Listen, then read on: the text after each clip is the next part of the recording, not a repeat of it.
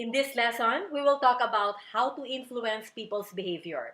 If you are running a website, you want to get your user or your target customers to act or do something in your site or to your landing page in order for you to get the conversion that you want, whether this conversion is a newsletter sign up or a purchase. This is the bottom line that all business entrepreneurs or owners want to see, the return on investment. Now, let's forget about the strategies, sales funnels, and best practices for a second. And let's just simply focus first on how to influence human behavior, its major components to let people take action on what you want them to do in your website. Let me share with you this BJ Fogg behavior model. BJ Fogg is a Stanford professor.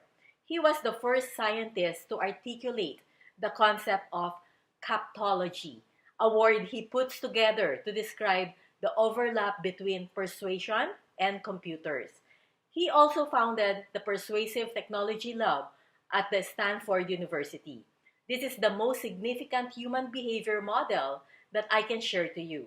Let me give you some example here of the BJ Fogg behavior model. Let's say you are home alone at night and the doorbell rings. There are several scenarios that might happen here.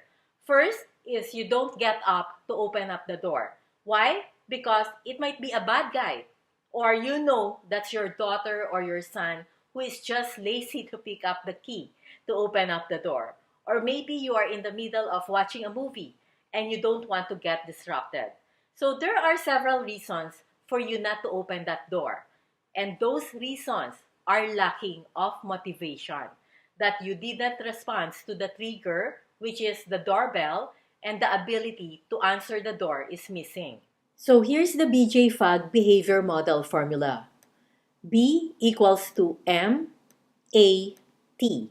Behavior can occur when three things converge in a person at the exact same time.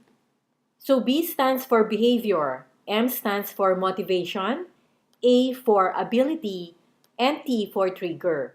So here's the simple illustration for BJ Fogg behavior model.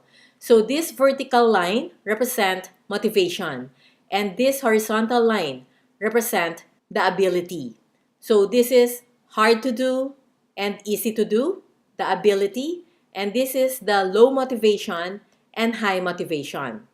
One key idea is that when motivation is high, you can get people to do hard things. But once it drops, then people will only do easy things or what is convenient for them.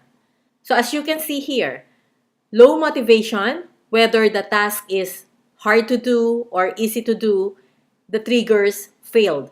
This behavior will happen when three things, the M, which is high motivation, the A, which is the activity here, whether it is hard or easy, and the trigger converge in a person at the exact same time. Because if any of this is missing, motivation or ability or trigger, this behavior will not happen. You need to be motivated to act. So what is your motivation to open the door? Are you expecting a pizza delivery? Are you expecting your boyfriend to pick you up? And if you are motivated, then you have the ability to carry out that behavior, and when you hear the trigger, which is the doorbell, you rush to open that door. So trigger is something that needs to initiate the behavior. So when you have these three components, such as the motivation, the ability, and the trigger, this will drive a human behavior. So every behavior or every action that you want a person to take in your website should have these three components. Motivation, it must be motivated. Ability, trigger. And if one of these three is missing, the behavior will not occur. How to increase ability? Ability, make behavior simpler to do. So you cannot tell someone to go to your site and teach them how to navigate in your site to click this and that in order for you to make a sale. If you make your checkout process difficult, people won't take action. In order to perform a target behavior, a person must have the ability to do so by focusing on simplicity. because simplicity increases ability and you decrease the perceived difficulty of the conversion action that you want your users to take. You need to get into the head of your customer avatar. Do you sell a simple product or complicated product? What are the struggles of your users when they landed into your site? Are they motivated to take action? Do you have the right trigger?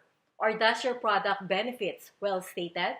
So you need to know where your visitors struggle because this is your basis on how to design your landing pages, your call to action button that will help you influence your visitors' behavior to increase your business return on investment.